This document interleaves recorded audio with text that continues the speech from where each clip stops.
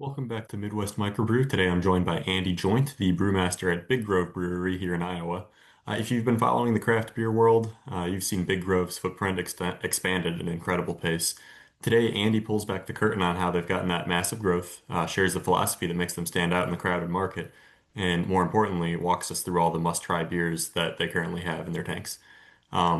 Whether you're a home brewer, a craft enthusiast, or just love a great success story, you're going to want to hear this one. So, Andy, thank you so much for joining us today on Midwest Microbrew. To start this off, I figured it would be helpful for the audience if you could just introduce yourself and tell us a little bit about what you're doing over at Big Grove. Yeah, thanks for having me, Henry. My name's Andy Joynt, and I've been at Big Grove for about 10 years now. My current role is as the director of brewing. So I oversee all of our brewing operations, primarily at our production facility here in Iowa City, but also kind of working with our satellite tap room locations as well. So we do have a brewery in all of our tap room restaurants, and we're brewing at all of them. So, That's awesome. yeah. So, take me back to the beginning. What's your specific background and how'd you find your way into brewing? Yeah, it's been a long path at this point, but I'm an Iowa City kid. I graduated from West High here, and after school, I moved out to Colorado and went to Colorado State. That's like we're talking like 1999. And when I got out there, it's funny. My brother was already of drinking age, and he was hooked on Fat Tire back Hmm. then. And so when I went on my campus visit of Colorado State, I actually took a tour of New Belgium on that trip as well, Oh, awesome. even though I wasn't old enough to drink beer, but I tagged along. But yeah, while I was out in Fort Collins, I kind of got into craft beer. I mean, that town was already booming. They had New Belgium growing like crazy, and Odell Brewing Company was in town there growing like crazy as well. So opened my eyes to more flavorful beer. And then, the next step for me was to get into home brewing and kind of kind of use it as a workaround to get around not being old enough to drink, Yeah. but also in just like really curious about how they were creating these crazy flavors. So spent some time homebrewing. I ended up writing a business plan in school about opening a brewery back home in Iowa City. It was kind of just to fulfill the needs of the project. But then after I presented it to the local business people, several of them were like, "This is a good idea. You should do this." Hmm. And so it kind of got me thinking, and I convinced one of my college buddies and my then girlfriend, now wife, to move back to Iowa City to see if we could figure out opening up a brewery. So we're talking like what, 2006 probably at that point. Mhm. So me and my buddy and my girlfriend and my buddy's dog, we all moved into my parents' basement in Coralville, and we started brewing up as much beer as we could, trying to figure out our recipes and kind of build out our business plan. Yeah, had a lot of fun, learned a lot, but we didn't ever quite get all the pieces put together. So kind of homebrewed and hung out for a little bit. I got to a point in like 2015. I was about ready to decide, like, all right, this has been fun. Didn't make it happen, good times, whatever, but what's next? And it was like right in that moment, I had a friend of mine call me and say, "Hey, Big Grove's head brewer is moving on and they're looking for somebody. And they're about to start this big taproom project in Iowa City." Hmm. And so I had a meeting with our CEO, founder, Matt Swift, and his business partner, Doug Getch. And we sat down at the Hilltop Lounge in town here and had a beer and kind of talked about what Big Grove was about and what they were trying to do with this new tap room in the business. And it really jumped out to me as an opportunity to kind of live out the brewery dreams I had. Yeah. So I made it very clear in that interview that I had no professional brewing experience, but I was down to go for it if they were down to take a chance on me. Yeah. And so ended up jumping on with Big Grove in 2016 and started brewing up at the pub in Solon. And then we've just been building breweries and adding tanks ever since then. Wow. Oh, that's an incredible story, actually. That's amazing. That's a really cool start. I've heard a lot of the best brewers actually get in just by kind of like hobby home brewing and all that. So it's really cool to see when a trajectory like that just works out really well. Yeah, I mean, professional brewing's a lot different, certainly, but Hmm. fundamentally it's the same. If you're doing all grain brewing as a home brewer, like you're going through the same stages and processes, Hmm. and the joke I always make on the tour is like it takes the same amount of time to brew 5 gallons of beer as it does to brew, 500 or 5,000 or Yeah. 50,000. Like you're going through that same mash time, that same boil. So Yeah, you definitely learn the process. yeah. All right, that's awesome. So Big Grove has become one of the best-selling beers in Iowa. You guys are beating out Blue Moon and Leinenkugel, I believe.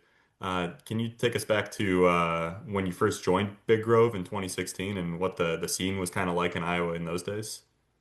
Yeah, I mean, Big Grove certainly was on the early side of Hmm. Iowa breweries, I want to say they maybe had like the 13th license that was granted, in Iowa to open a brewery. Hmm. Um, and there was several like breweries, now that were getting started back then. I don't remember where everybody fell, but your Exile, Confluence, Barntown, I think we're all kind of coming, just getting started about then. But it was a little different scene for sure. I know for us, we were really driven by like West Coast style IPAs. So our Arms Race Pale Ale and our West Coast IPA were like our features. Hmm. And we were in a situation where the brew pub was pretty small capacity, and we just could not brew enough to keep up with demand. So Yeah. we'd be brewing Arms Race and IPA like once a week or every other week, and we'd put it on tap, and it'd be gone in a few days. Wow. That's a good problem to have, though.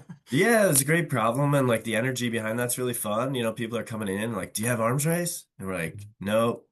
Check back Friday, and just Yeah. like there was so much energy behind it. People were so excited, and at that point they're still filling up growlers and taking growlers home with them. So it was really cool. But I think at least in the Midwest in Iowa, like there wasn't a lot of there wasn't a ton of packaging breweries or larger scale breweries, at least in this area, and so we, the CEO, founder, Matt Swift, kind of saw an opportunity.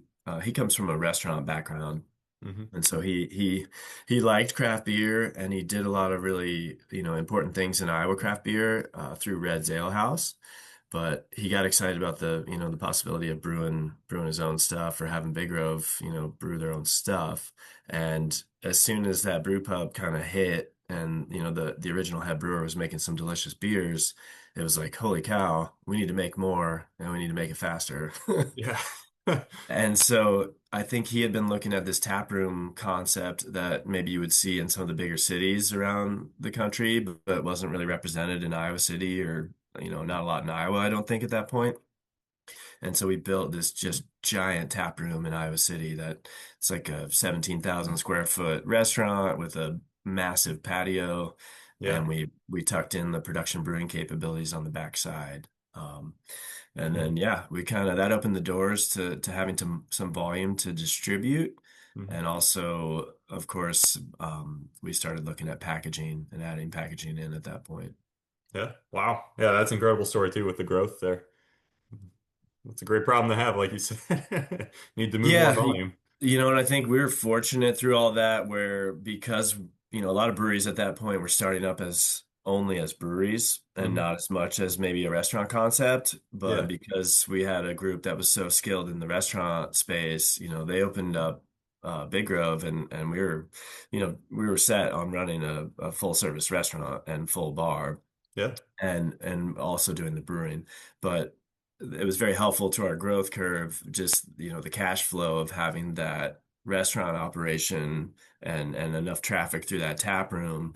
It really allowed us to buy tanks and equipment, Hmm. very quickly, and not get, too much debt acquired during that. Yeah. Well, you could definitely capture a lot more customers if you can feed them as well. So Yeah, and as a brewer, like there's no better way to get your beer to people than to transfer it a couple hundred feet across the room to a serving tank, and then hook that up to a faucet up front and serve people just the freshest, yeah. the most delicious beer. Plus, people like to see that too. They can see where it's coming from and everything. Yeah, I mean, Great there's growing. a lot of storytelling opportunities and just connection Hmm. points. We've always really valued just building relationships, around the community and with customers and I'm reminded of it frequently when we give brewery tours. Like when you see Yeah. people's eyes light up when they come back in there and see all the stainless steel, it's always exciting. Yeah, absolutely. So you've said something in previous interviews that kind of stuck out to me, and that is that great beers are not just about the recipe, but also about how well the process is refined. Um, can you kind of break down what refinement looks like to you at Big Grove? Yeah, I mean, that comment was kind of a lot of people are like, "Oh, did you write the recipe for this beer?" Mhm. And immediately when people say that, I'm always kind of like, the recipe writing is important, no doubt, but the Mhm. execution and the process is where, like, to me, truly great beers are made. And I think for us at Big Grove, it's as we went through all this growth, we were fortunate enough to grow our team as well. And so, we're up to, I think, 24 people that work in the production brewery.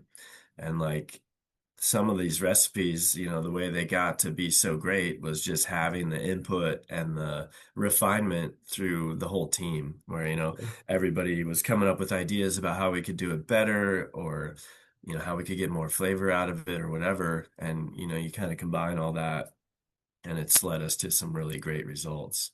But I think for us, we look at it through every step of the process. It's easy to think about the brew day and like the hot side of the process, and then you put it in a tank and forget about it. But we've certainly talked a lot internally about, cellaring. Cellaring is a concept that's maybe a bit foreign to a lot of people outside of the industry, but cellaring to us is equally, if not more important than the actual brewing that's happening. Yeah, well, that totally makes sense. I mean, you want a consistent product and it to be really, well refined. That makes sense. Yeah, and so, as to accommodate some of these things, we've invested in quality and kind of equipment to help with Mhm. process since we were very small. I was joking with our one of our reps last week even, we bought an Anton Par device to test like dissolved oxygen and CO2 levels Hmm. back when we were in the brew pub in Solon. So Yeah. like we're making, 1,000 barrels of beer a year, and we've got this like high-end laboratory device. But we knew the path to like making great beer and also increasing volume was to make sure we were doing everything right along the way. And so we invested in that technology immediately. Yeah. Well, that's great. So I wanted to get into a little bit more about some of your specific beers. And one of them that I know a little bit about is the Citrus Surfer. So Yeah. some of the story that I know about that is that it went through, I believe, 10 concept batches over an 8-month period. And that's kind of like an incredible development process. I was wondering if you could tell me a little bit about what it took to get that one right.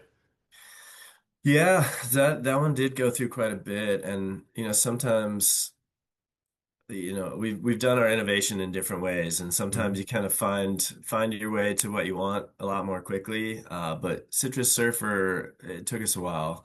You know, I think one of the fortunate things for us at Big Grove is having several satellite facilities. We've got, little breweries of different sizes sprinkled around Iowa. Hmm. And so when we're trying to develop new beers, we've got the opportunity to send it out to a different facility and say, "Hey, we're working on this concept. Can you brew up something and kind of play with it a little bit and see where it goes?" So back then, especially, most of our innovation stuff was starting up in Solon. Hmm. And Solon's a cool little kit. It's like you're making like 7 kegs of beer, is what you're boiling in the kettle every time. So pretty small batch stuff, but it's really hands-on. We lovingly kind of joke about it as like a glorified homebrew kit, Oh, just nice. because it's very manual. There's no automation. There's not a lot of sensors and meter. It's all kind of just brewer and knowing how to work the equipment. But Yeah. we started a lot of things up there, and so we started Surfer up there and kind of started development of it. Kind of saw some of the paths we wanted to take, and I think it might have been in that same timeline we had our Des Moines brewery came online. Hmm. And over in Des Moines, we invested a little bit more in that facility for two reasons. One, we knew we were going to need a lot of capacity out of there.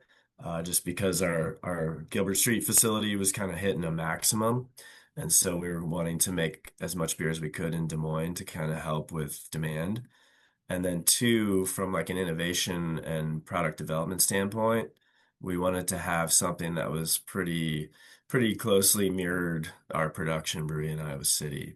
Yeah. So we actually, it's a nice brew house, and we bit the bullet and bought a centrifuge for that Des Moines pub as well.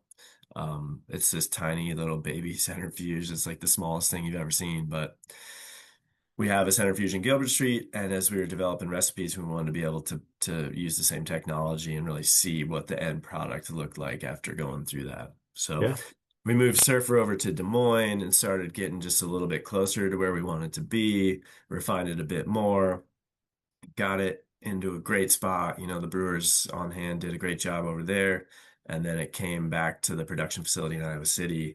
And of course, we wanted to scale up to true volume and run it through that system to see that it was everything we wanted it to be. So Yeah. I think too that surfer development was like one of the first times where we made a jump. In the past when we developed new brands, we'd like brew a batch, and if it was really good, we're like, "Oh, this is awesome." You package it, you put it out there, and kind of see what happens. Surfer was kind of a new chapter for us where we were we were going to put a lot of resources into it and make it a really big brand launch for us. Hmm. So we wanted to have the beer absolutely locked in, because when we launched it, we released, I don't remember now, but thousands of cases across the state. So like it was really important to be absolutely on point and have it pretty dialed in. Yeah. Well, it sounds like all that refinement process was worth it because, I mean, it's obviously been a pretty big hit. So, Yeah, it really took off for us, and I think a lot of times for our innovation, it comes from different sources. It can be from the brewers and the brew crew and kind of just what we're curious about or interested in, or sometimes, it's the sales team coming back from with ideas of what they're hearing or seeing out in the market and asking if we can do something in the category. So we yeah, we tried to get that refined, and then it hit. It landed really well. I think the marketing team put together a really nice package there, and the beer's just super drinkable. So kind yeah. of all came together for us. Yeah, that's great. Yeah. So, taking a step back, actually, I wanted to, for the audience that hasn't been to Big Grove before, could you walk me through your core lineup and what kind of styles you always have available? I probably won't get them all. We talk a lot every year about we need to not have so many core beers, and then we're like, but we love this one. So we never shave them back. But kind of the big three for us, Easy Eddy leads Hmm. the way for sure. It's our hazy IPA. It's like 6%, Simcoe and Mosaic, a little bit of Citra tucked in there, just pineapple and juice, and super easy to drink. That one actually became the number one craft beer in Iowa. Yeah, So that's what I was reading yeah, about it. Yeah. yeah. So we were really stoked about that. Hmm. And that one, yeah, that one's been with us for what, like 6, 7, 8 years now. And then Citrus Surfer that we just talked about is an American wheat with lemon and blood orange in it, Hmm. about 4.8%. And then last February, we released our neighborhood lager, Yeah. which is just kind of an American style lager. It's like 4.5%, full flavored, but easy to drink. And yeah, that one's been doing really well for us as well. We kind of backed that up with a really cool program, and marketing is going to get mad at me because I'm not going to get the words right. But basically, we're investing money from the sales of neighborhood beer into little micro grants Hmm. for all the communities where we're selling that beer. And it's just been a really kind of rewarding program that we've been running with neighborhood. Yeah, yeah. I was actually going to ask a little bit more about that. I had that at the Dubuque on Ice Beer Fest when I stopped Yeah. by your tent, and I thought it was delicious. But it also sounded like a nice community program that you had going on. Could Yeah, you and tell me a little bit more about that? That I mean, it's something that we saw as really important from the get-go. I think it Mhm. was happening before I joined Big Grove up at the pub in Solon. I was really trying to be a part of the community and give back to the community as well. And when we built the Gilbert Street tap room, it was something where we wanted it to be a community space, and be an Mhm. opportunity for people to gather and kind of hold events and all that sort of thing. But as we went through the years, we've always participated in a lot of charity events and we've done specialty release beers to kind of give back to the community or support certain causes along the way. And it was always kind of a little bit scattershot and sometimes messy. So we saw an opportunity with neighborhood to really simplify and streamline the whole thing and just focus a lot of that energy through the neighborhood micro grants. Hmm. And through that, we're donating, I want to say $1 a case, goes back to these micro grants. And we kind of just take feedback from the communities we're in. People can apply and suggest ideas or things they would like us to donate to. And then we have a team that kind of reviews those and selects the ones we're going to do. So, Wow. Yeah, that's really cool. Yeah, I yeah. thought it was delicious too, so that also helps. Well, yeah, that's what, it's even better if people are drinking a beer they like and also kind of supporting a cause through that. Yeah, absolutely. So, what's the most like unique beer that you've created? I don't want to say experimental, but like most unique beer that you guys have created over there. Yeah, I mean, I forget sometimes. I've been here basically 10 years at this point, Hmm. and it's slowed down as far as how many beers we release every year, at least kind of from the main production site. But there was the first couple of years and up through like 23 probably. I mean, there were times we were releasing, over 100 beers a year. Wow. During COVID, one of our shifts, when the restaurant was shut down for 2 months, we just went full bore on we're just going to have new product releases like every week and give people a reason to come down here and go through our drive-through and pick up a case of beer because we're going to have 4 new releases. Hmm. Um, and so we went kind of crazy and wrote a lot of recipes. So I kind of, I've lost track of everything. Yeah, it's But hard to keep track of that, I'm sure. I think an old one that we did that was really fun. We did it for the Solon anniversary, probably in like 2017. It's a style of brewing called parti-gyle, but basically what you do is you create two separate beers from a single mash. So Hmm. like you take the high strength runnings at the beginning of the mash and make a high strength beer. And then you take what they call the second runnings, the lower strength runnings and make a light pale ale or something like that. Huh. And so to achieve that up in Solon on that system, we ended up we did 4 mashes, with each one sending a portion to the high strength beer and the low strength. Hmm. And to do it the way we wanted, we ended up brewing like around the clock. So I Wow. don't think it was quite 24 hours, but it was like it was close to that. And we made this really cool barley wine called Plan A, and then we had this like American pale ale that was called Plan B off of that same brew. So Wow. That's pretty cool. yeah, and it turned out well, and it was kind of a test for us of like, how are we going to do this? Because the system wasn't set up for that, and like we're moving liquids all over to multiple different tanks, and we didn't have enough water on hand, to kind of to make that much beer like that. Yeah. So we had to get pretty crafty to execute that. Yeah, it's always cool hearing about how brewers get creative with coming up with a plan like that. So Yeah. yeah, that's really cool. So I wanted to talk a little bit more about Easy Eddy, which I believe that won the Great American Beer Festival Gold in 2024. Is that right? It did, yeah. Yeah, we were Oh, super excited about that. yeah. Easy Eddy, like I said, that was another one, we were talking about kind of development and innovation. That was another brand that went through, it was 6, 7, 8 brews over quite a period of time to Hmm. develop that. And Easy Eddy, it was kind of back when hazy IPA started to migrate to the Midwest anyway. We kind of started trying to figure that out. And I think the first brew we actually did was a collaboration brew with Jim up at third base in Cedar Rapids, Hmm. called Friends Forever. But then when we started riffing off of that, we brought it up to Solon and started brewing some batches up there and figuring it out. But it moved through the process and kind of got tweaked this way and that. Um, but we made a couple, I think, really key changes to it over the years. One pretty early on.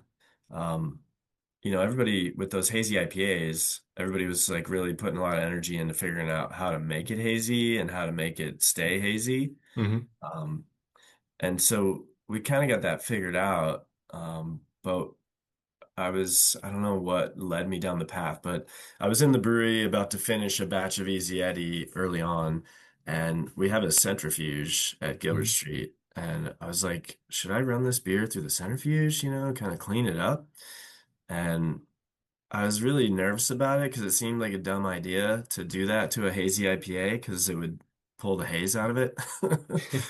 But I was kind of like, I'm gonna try it and see what happens. And so I think it was a Saturday. It was like a random day. There was nobody else in the brewery, but fired up the centrifuge, got it running. The centrifuge is, I don't know if you're familiar with the technology, but basically Not a really. high-speed spinning machine that the liquid gets pumped through this bowl that's spinning at, 8,000 RPM, and the solids get pulled out by the centrifugal force. And Hmm. they get discharged out of the machine and out of the liquid, and the liquid continues on to a finished beer tank Gotcha. with yeast removed and hot particles and that sort of thing. So I started running it through the centrifuge, and then I was just kind of keeping an eye on it and like doing sensory on it. And after the first discharge, it kicked out, the reject or whatever, and it was going into a bucket before it went to the drain. And so I kind of reached my hand in the bucket and like scooped up some of the discharge and just took a drink of it basically, Hmm. and it was pretty bitter and just not didn't taste great. And I was like, that maybe this is a good idea. Maybe I'm taking out some of the things I don't need in that beer. Yeah. And so finished the batch that way and kind of ran it by some other people, and everybody was digging it. Hmm. And so at that point, I don't think we ever looked back, and we centrifuged every batch of Easy Eddy. And I think it might have been something that really helped that beer grow quickly. Yeah. I think it made it appealing to a really wide base, and I think it made it very drinkable for people too, where like it was a beer that people could have multiple of and just keep enjoying. So Yeah, and I mean that's a good quality to have because a lot of the beers that win these awards aren't like, they're really great beers, but they're more niche. And this is so widely approachable that it's winning these awards and it's very commercially successful for you guys too. yeah, and I think, team wide, we were super proud of that because there are, I think we've all done it at points, but like when you're entering competitions, you kind of put a little extra thought and care into Hmm. it. You're like, oh, I'm gonna, tweak this batch just right and all that. And especially with that batch of Easy Eddy, I mean, we literally walked back to the canning line and grabbed some cans off of the run, and that's what we sent in. Yeah. And there was a lot of satisfaction just to share with the whole team that everybody was executing to get us to that point, and also knowing that the beer that got the medal is the same beer that customers are buying at the store. It's the exact Yeah. same thing. So. That's awesome. So I wanted to get into some of the more closing questions here. So for someone who's like an aspiring brewer and they're wanting to do what you do after listening to this podcast, what would be your advice to them and before they jump into it? Yeah, I mean, brewery tours and home brewing would be a couple things I would certainly have you look at. Hmm.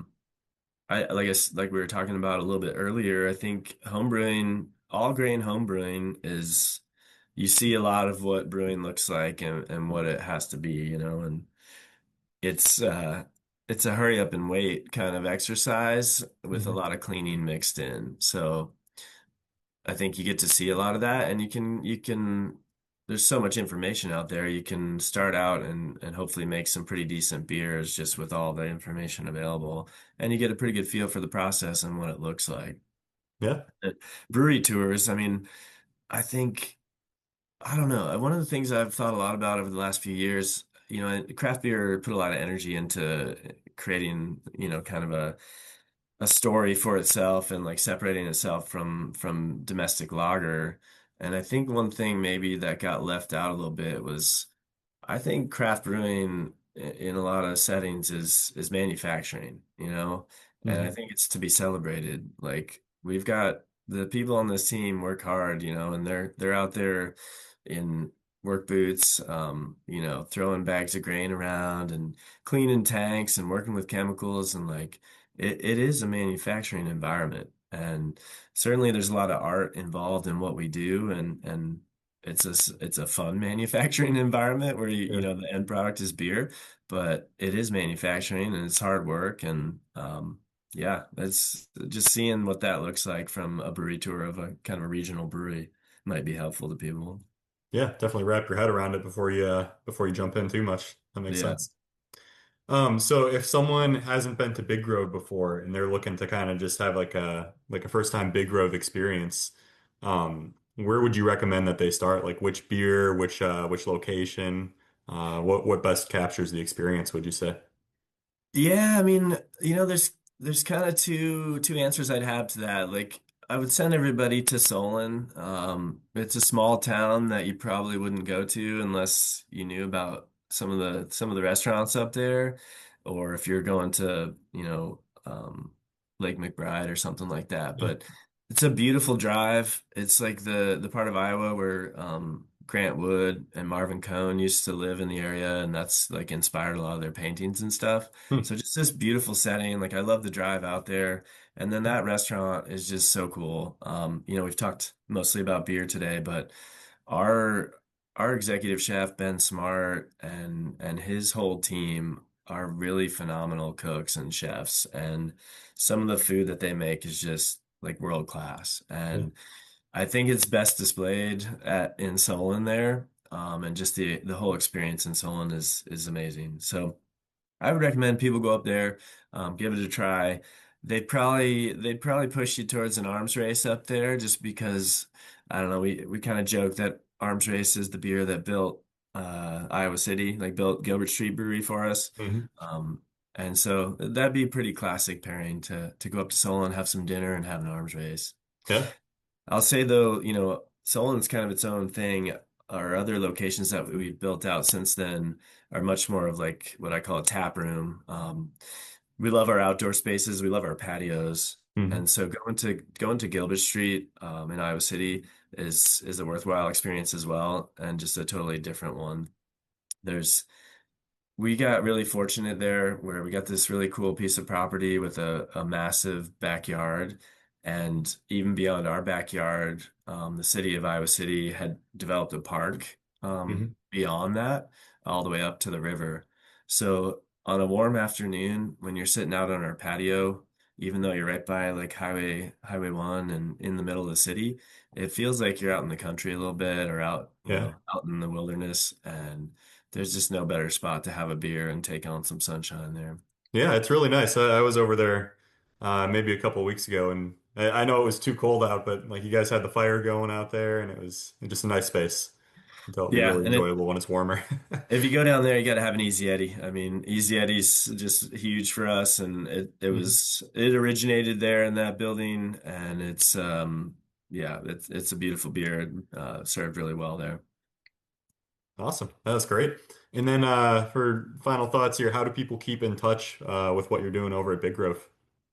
That's a good question. This is where you get me in trouble with marketing again because I don't, I'm not as tuned into all that. But I mean, I think Instagram is certainly a spot where we put a lot of our information, and we do have separate Instagrams for separate locations. Hmm. So like if somebody's over in Omaha, there's an Omaha Instagram, so you can kind of see exactly what's going on in that restaurant. Hmm. Um, I think that's the main one. I think Facebook a little bit too. Our website, we still keep up to date with all lots of information if you want to dig a little deeper into some of the beers and just Okay. some of the Big Grove history and the team here. But yeah. And I think usually it's a little bit hit and miss across the satellites as far as getting a brew tour, just depending on who's in-house and available. But Gilbert Street Brewery there, they do brewery tours on Friday evenings as well. So if you're looking for a little tour around that spot and see how the beer's made, Gilbert Street Fridays, I think at 5:30 is always a good opportunity for that. Yeah, it's a good way to spend an evening, Yeah, for for sure. sure. All right. Well, thank you so much. I appreciate you taking the time for joining us here today. I'll make sure to link all the social media and everything in the description for this video. But Yeah, I was gonna say I can kick that over to you if you want all the pieces from marketing team. But yeah, okay. Yeah, that would be awesome, man. great. I appreciate the time today and having me on. Yeah, of course. Alrighty, guys, that's going to do it for today. Be sure to check out some of our other exclusive interviews with the people from the best breweries in the Midwest. Bye now.